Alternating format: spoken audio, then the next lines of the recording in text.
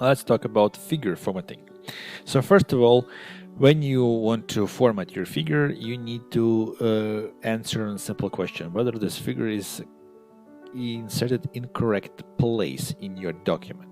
So first thing you do, you check what is the layout option for your figure. It should be in line with text. So this is the first step. Then, if you scroll up, in this case here, you see that you have a very big blank space before it. So this is not allowed, and you need to either fill this with text, or you need to change something with your figure to fit in that blank space. So in this case, it will be very easy. I will just shrink my text, my figure like this, and this probably will be enough for me. Okay, make it a little bit smaller. Next step, what we do next? I will use here for the formatting. Here it's like it's my title. So this is my title of my figure.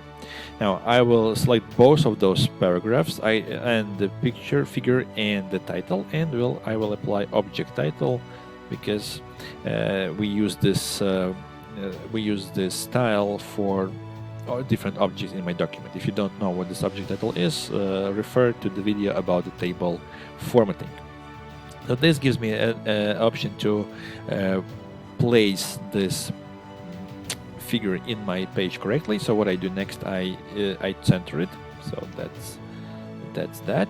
And also I will add an additional row, empty row, after my figure and before my figure. Don't forget to choose the object title again. So this will gives you the correct spacing before and after. Then I will add a numbering, and we know how to do that. It's reference, insert caption. Here from the list I will find the figure that it is.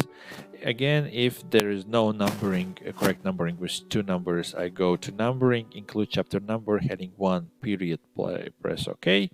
I press OK, and again I will choose object title like that, and it is figure 1-1. Very good, and let's center it in the middle like that. So this is how the formatting of the figure should look like. Now, of course, don't forget that you have to create a reference to that figure before your figure actually appears in your text. So somewhere here, again, you need to say that is, for example, presented in figure 1-1, and obviously this part is not manually written, but it's a reference with the cross-reference. But in this case, instead of a table, I will use a figure, but the next part is the same, not entire caption, but only label and number.